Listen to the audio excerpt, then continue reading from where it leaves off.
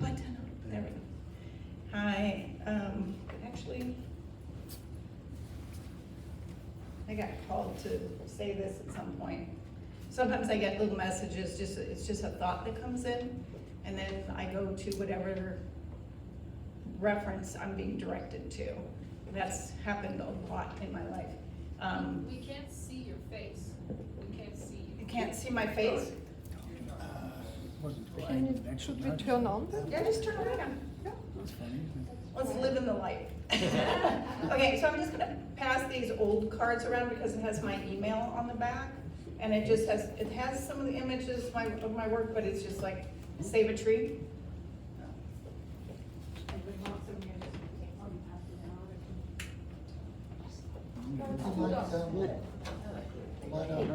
Ooh, I like it. Joe. We are now floating in the cosmos. This way. And then you're gonna remember all of those words that are up She's in the there. dark. That's better. Put it up. That's better. There, Hey, you're in the light. Right? Funny, I wasn't expecting anything else to pick up. All right. So, I'm just gonna give a little brief review. They do have a record of my actual initial talk here on my death experience. Whatever month that was, last year or something, or it was February or something. I don't know, I have trouble with time ever since all of this. Time doesn't exist for me in the same way. And also, I was on an initial Jeff Mara podcast, number 382, talking about the entire experience. So if anybody wants to research that, you can go to Jeff Mara, M-A-R-A, and just go Victoria Sebanz, NDE, and it'll come up. The tech was off, but the message was my first baptism into speaking about this. And in general, I kept all of that story very, very close to me from 17 to where I'm now, which is 65 and a half. And trying to keep it pristine. I did not look at other books primarily unless I was just kind of scanning. I didn't look at, the videos, a lot of documentaries. I just couldn't do it because I needed to keep my story pristine. So now in the last 6 months, it's been kind of a whirlwind tour of all things NDE and paranormal for me, and noting who's out there talking about these things. And it's everywhere. So everyone from all different walks of life who've had these experiences. But just briefly, my death experience, which I prefer to call it that, because I did go through a transitional journey that was pretty darn clear, and came back quite different, more expansive. That death experience happened when I was 17. I had appendicitis. My mother, who was an ER nurse, gave me Pepto-Bismol because she thought I just had the flu. And actually my boyfriend was the one that contributed, saying, hey, this will probably work. And it's that pink, frothy, acidic, disgusting drink that I took, and that expedited the appendicitis.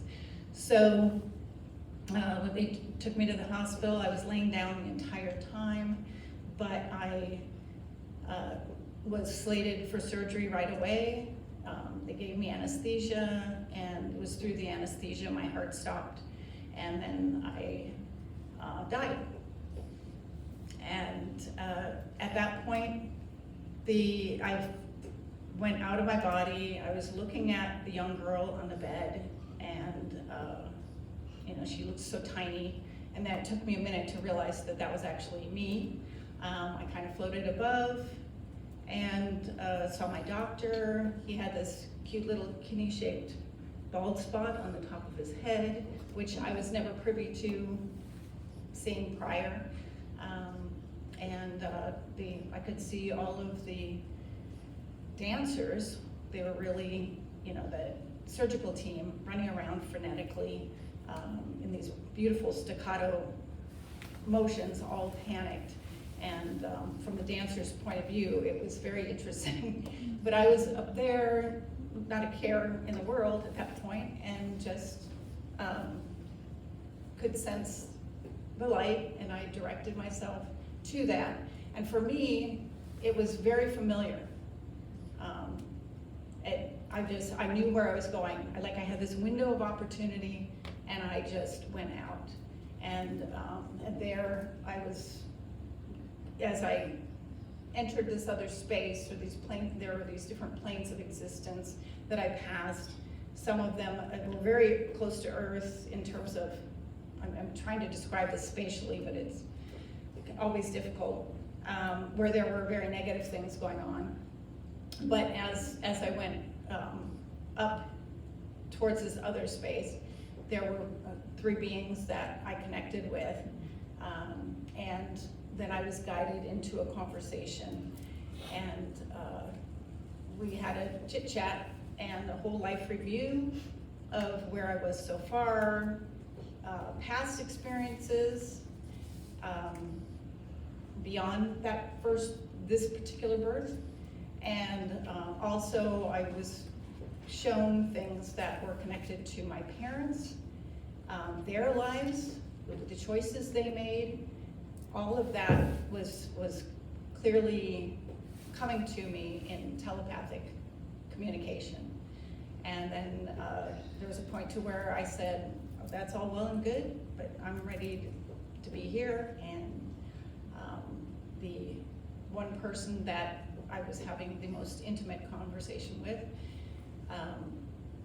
ended up showing me that this was something that I had made some promises that I needed to keep, or that if I so chose. Free will, freedom are always emphasized. And it was sort of funny because this person was, well, the being that we call Jesus or Yahweh. I'm sorry, not Yahweh. Yes, Yeshua. That name popped up. Somebody was just saying Yahweh the other day, and that's like, no. And he was saying, well, you promised to be portal, basically, to my daughter. So here I am at 17 seeing images of my baby girl, and I had no idea of being a mother at that point. But that was the most profound one that said, okay, I promised to do this. But he also showed me other images of small things, little just angelic things, like giving an ice cold bottle of water to somebody who's completely sunburned, caked, homeless. These things, I was shown in just like a flip film, like little images. And I was like, oh, well, if I promise to do these things, I'm good, I'll go back. And so that's how that happened. And then I did go back. I did talk to my doctor. He did verify that I died. He said he'd heard of this before because I wanted to have that conversation with him. And that conversation itself was very empowering for him as a doctor as well, so that he was able to then tell other people about being careful about people who are in a coma or they're under anesthesia. They can all hear you, and all of that. So after I came back, there were a lot of things that were where I was highly sensitive to things, and that's just compounded in synchronicities and things my whole life. And to the point where there's been a prodding as of 2017 to start talking about it. So that's what I'm doing. I'm not super comfortable with it. This is like, the baptism. I did talk behind the podium once here, and I've talked in the safety of my home, and this is really the 3rd time. And I just like the idea of actually normalizing this, having this as a regular conversation, because everybody has something to say, and they've all connected to this on some level or another, but it's just not normal conversation. And I think it's time. So with that in mind, Anyone have a question for me? Yes. So when you're seeing the different times that you would be acting in this life, like giving the water bottle to somebody, did you see yourself talking to people about your experience? No. Do you have any idea why that might be that way, that it wasn't shown to you? Well, that's the thing, that I wanted everything to be something that I would remember. I was saying, if I go back, I have to be able to remember this. I knew there was a reason for it. I did say that I wanted to be a bridge, but there are certain things that I was not privy to, which I realized later. And in 2012, I got the message really loud to do, through synchronicities, to do a book. But I was living in the brewery at the artist colony. I had my poetry laid out. Sorry about that gestural. And on the walls and connected to my artwork.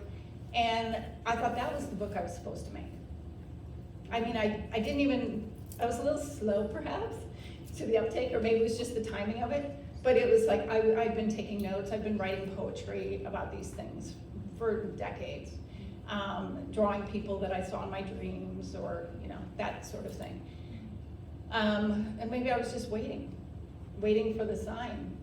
But I didn't, in 2012, it was like, somebody, I had people coming in saying, hey, do this book, and I was like, oh, okay, so I'm supposed to do the poetry book.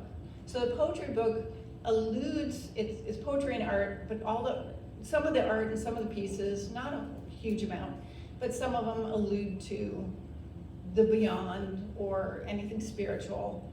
And so I thought that was it. But in 2017, I and my friend Kim were in the Plum Tree in LA. It's a Plum Tree Inn restaurant, which was there for like 30 years. It just closed during COVID.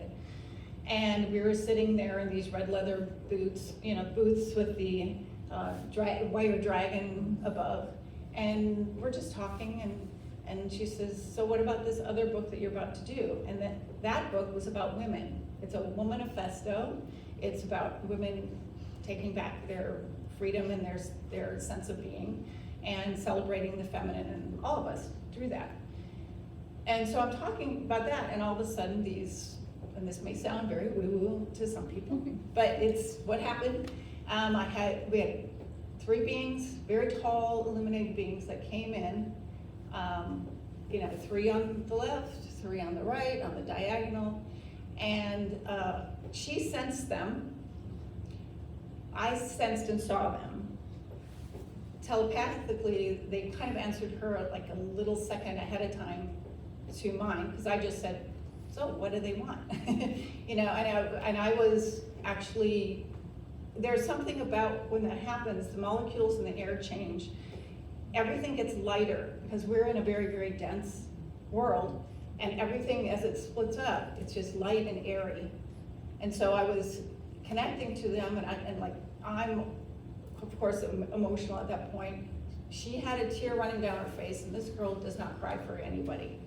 She's, professional woman, poised, but she just tilted her head back, the tear comes down. We're sitting there going amazed at the incongruity of it all, that here we are in a restaurant, but this is going on like interdimensionally. And basically what they, said was, I guess that was the sign. It was like, I know that was the sign, but it was like, I'm starting to be a little flippant, and I shouldn't, but that's the mood I was in. It was sort of like, hi, you're here. And I said, what do they want? Just to verify with her that she was picking up on all this too. And she said they want to know when you're going to do that book. And I went, oh. And then, so at that point, everything hovered there, just beautiful, warm, that sense of home, and that connection to wholeness for this beautiful moment in time. And then we basically said our goodbyes. I said thank you, respectfully. And then they went off into the ethers. And then at that point, it took her a minute and took me a minute, and we're kind of going, kind of going, that happened. You know, we're bearing witness for each other. And so at that point, she decided to ask me more about the book and to interview me, to ask me some questions to get me started. And so that's what we did.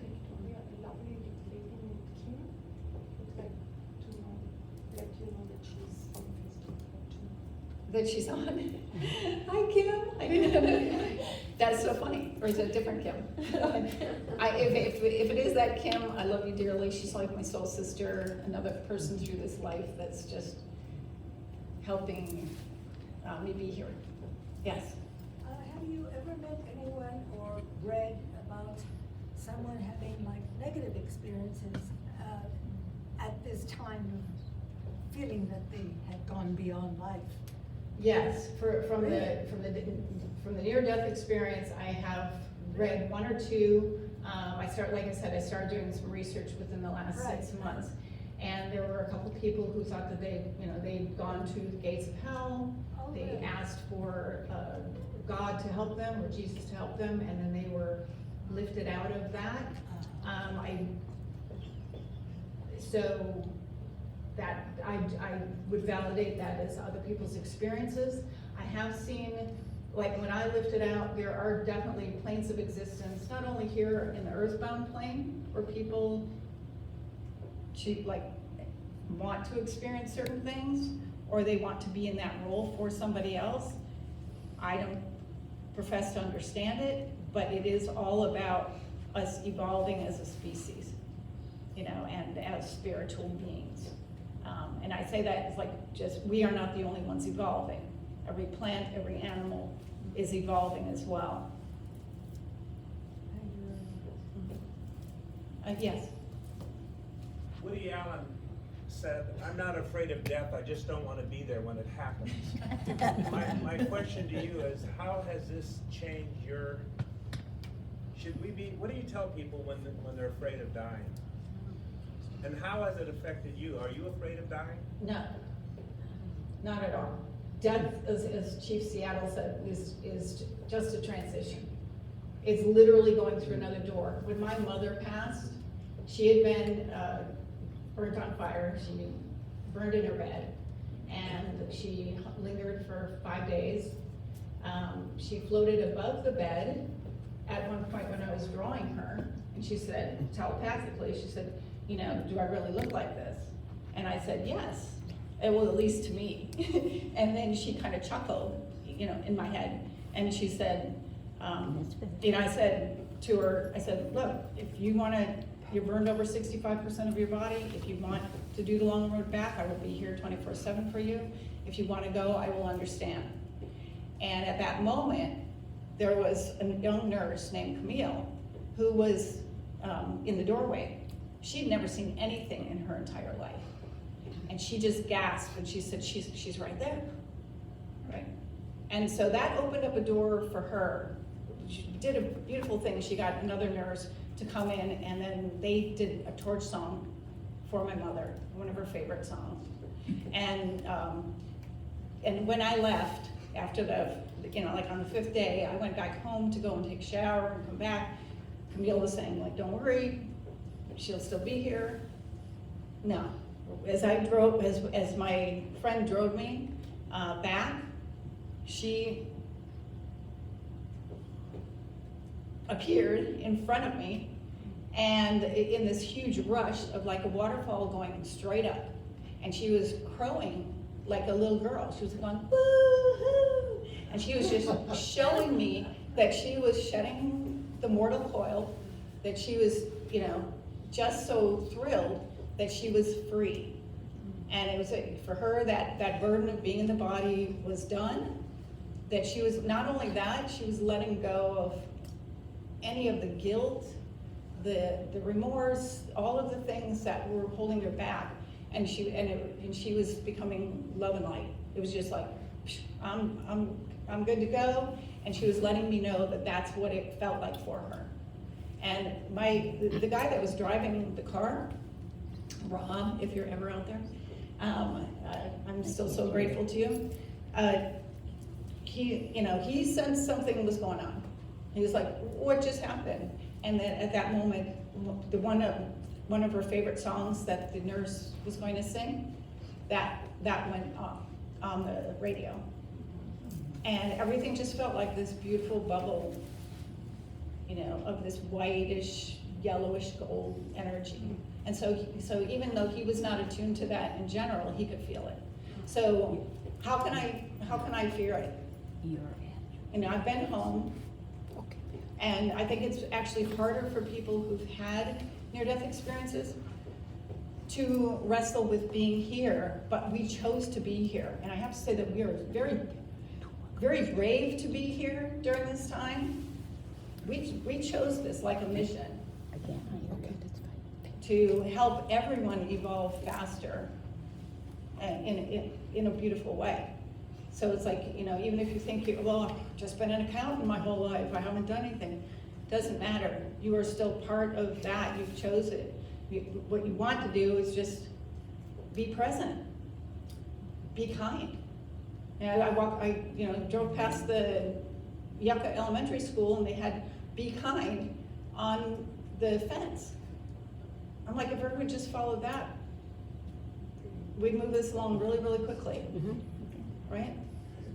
And also in my time being here, I just feel like that there is an urgency, for us all to be authentic and loving. Okay, one more question. Yes. In your book, you talk about a series of spiritual lenses. Could you elaborate just a little bit on that, the spiritual lenses? Okay, so Trish has been privy to my manuscript. Thank you. So that bit, I put it out to a bunch of people saying, what should I take? It's like, because I know it seems like more than one book. And simply because I had to get everything down so that I wouldn't forget it. And as I do things, more synchronicities come up. The spiritual lenses, I'm thinking that is when I first went out, I could actually see different layers of experiences, from things that were horrendous, if you want to call that hell, these kinds of things where people are actually wanting to do this for lessons, for experience, to other, and when I was going out, and then there was like sexual ones that were lower energy sexual things, and I was like, I see that that's there. I understand it's there for a reason. There's purpose to it. It's all part of our creative consciousness and exploration. But I have no reason to be there. I'm going straight to the light. It's like, so on that sense, I do believe that. Well, that's a whole nother story. I'm just going to say that these planes of existence live there. I feel like. Someone, said that there's like 11 dimensions or whatever, but I always say 12, I don't know why. But the fact is that we have different etheric bodies, we have an astral body, we have other ways that, we are, so is the world, and so there are all of these different planes or layers of existence. Let me go back to the bodies too, because we operate on all those. Like, let's say I went out of body to go and do this, but that's different than, let's say, a lucid dream, or just an astral projection. And those are things you can actually learn to do. Yes? Were you traveling through dimensions, or when you went up? Well, I feel like I kind of bypassed them. There's a sort of everything's resonance, frequency, and vibration. So there's a particular resonance when you start to pass out, and so it's just at different levels of molecules or space. You can see these things. That your view is completely 360, but you're going through a different intensity of focus when you're going to the light. So it is like a lighter feeling as well, if that helps. Well, thank you. I think that was the last one. All right, I just want to say I'm so glad for the baptism. Thank you for this, because like I said, I don't see this happen.